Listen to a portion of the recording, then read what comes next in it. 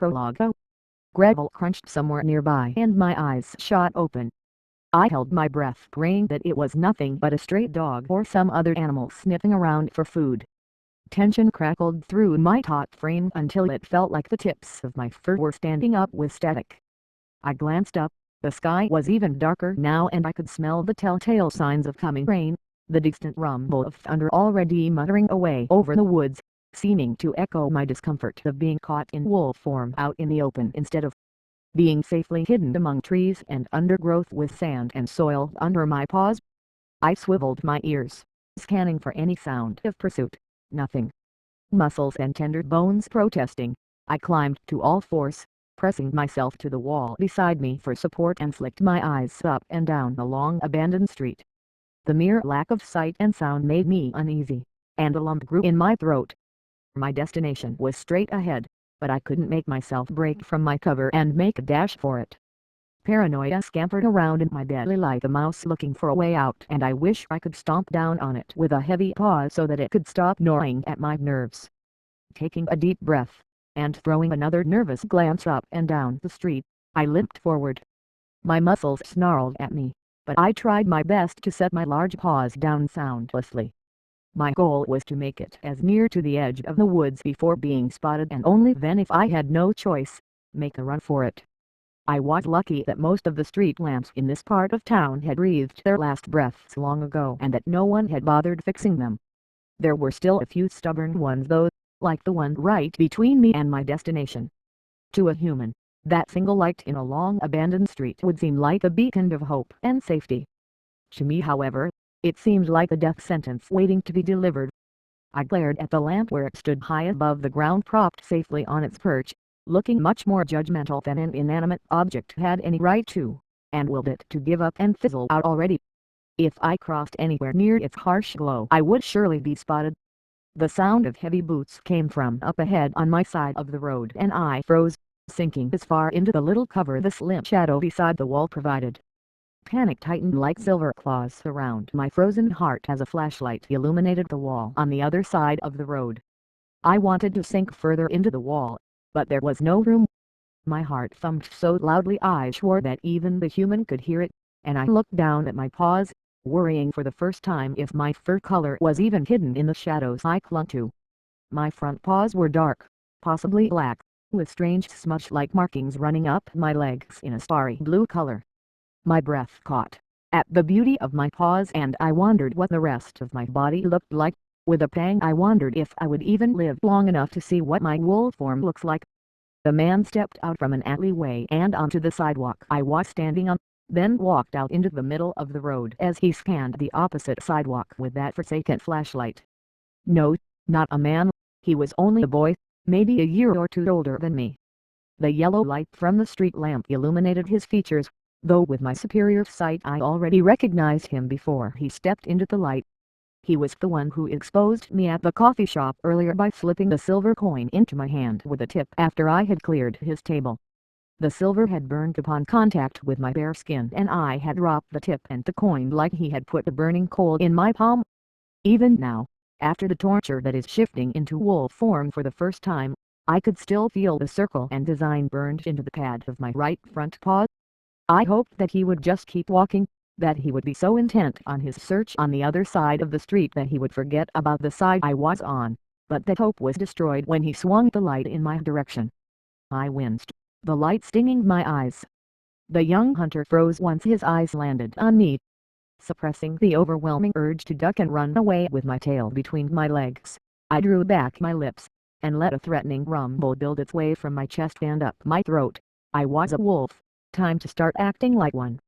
The fur on my back rippled, bristling and reacting to the slight breeze that blew from behind me. The gentle brush of nature's touch against the sensitive and aggravated hairs boosting my confidence. The boy stepped back, seemingly unsure for a moment as we locked eyes. I wasn't what he expected to find. He was no doubt counting on finding the scared 13-year-old girl curled up crying in an alcove somewhere. Too bad I left that little girl behind at the back door of that coffee shop.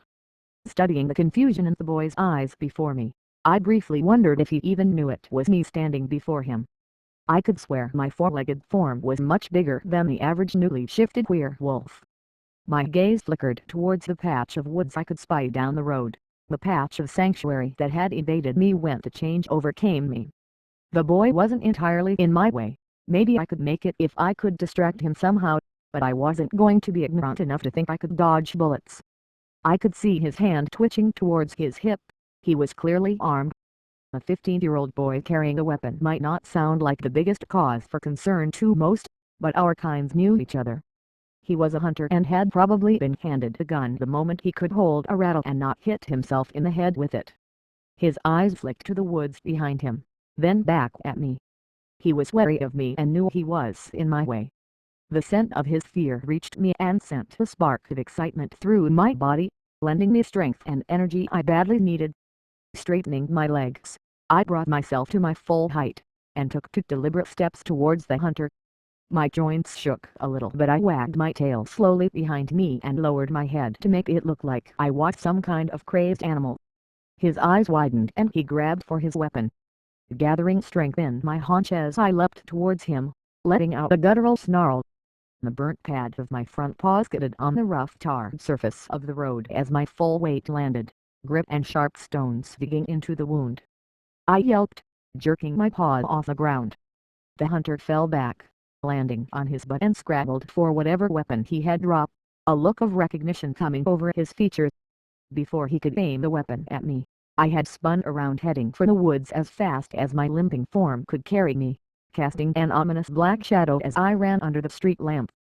The click sounded behind me and something cut into my shoulder as I ran and I yelped, nearly tripping over my own paws. I didn't need to throw a glance over my shoulder to see what it was. I could already feel the sedative spreading through my bloodstream. I kicked off harder with my back paws, pushing through the heaviness that began to cast its shadow over me like a stifling blanket. My eyelids drooped and my steps became more hesitant and clumsier, but I kept going.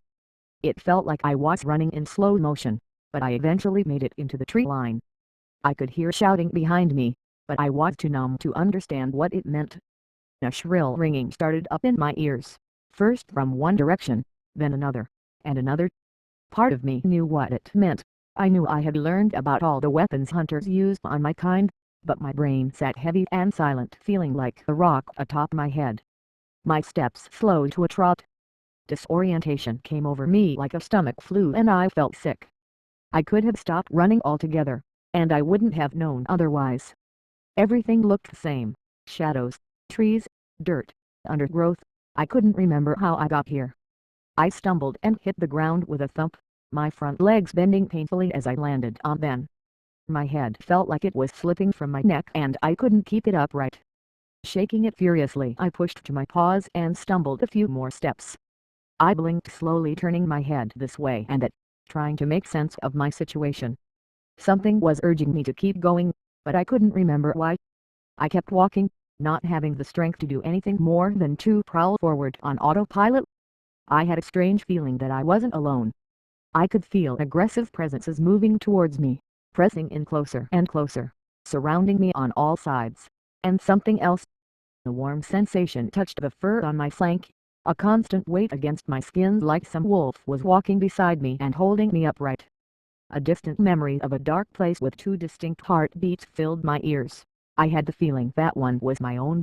It was louder and I could feel it pounding in my chest. A warm milky scent and my mother's voice seemed to whisper over my ear, fur and nose, but I couldn't fathom for what reason I would have to be thinking of my pack or family right now. They had lied to me. Everything I had ever believed had been one big fairy tale, one I wished had been true.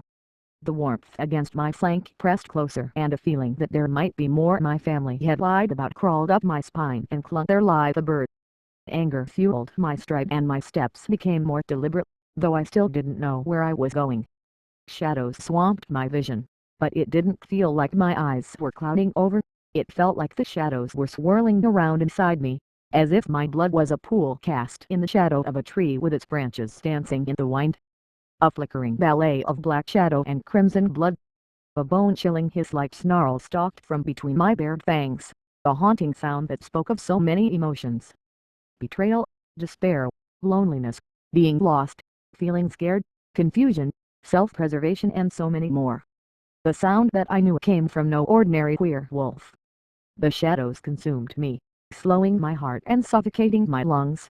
The sense of burnt fur, charred flesh and steaming blood filled my nose.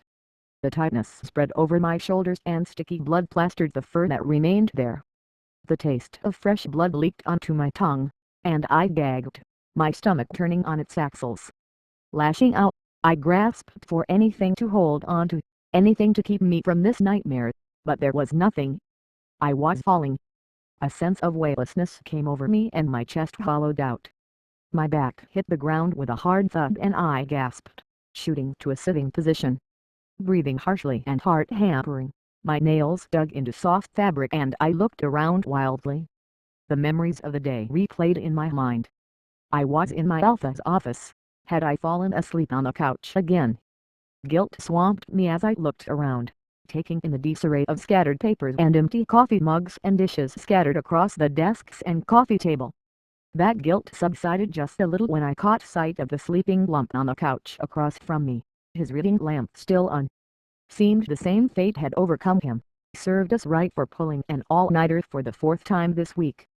Rubbing my palms over my eyes, I stiffly got to my feet and walked to the still open window. The fresh late winter air brought clarity to my tired mind. It also brought back the dream that had woken me. Sickness crept up my neck and goosebumps formed on the sides of my face. Tears pricked at my eyes as nausea swept through me, leaving me shivering in fear. It was just a dream, I told myself, except I knew that was a lie. It was a memory, one I could never outrun, no matter how hard I tried. Realizing that I was hugging myself, I set my hands on the cool wooden frame of the window sill, gripping it tightly and looked back at the man sleeping peacefully, with his glasses askew and button-up shirt unkempt. I could keep running, I thought, but this pack needed me, and I needed them. They were my family now, and I would do anything to keep my family safe. Taking a deep breath, I pulled the sense of my home, my pack into my lumps, keeping it there for as long as I could. I set first one foot on the windowsill and then the other. I could keep running, but I won't. I launched myself out the window, propelling myself forward as if I was diving into a swimming pool. Shifting effortlessly in mid-air and landing on all fours 3 stories down, ankle deep in soft snow.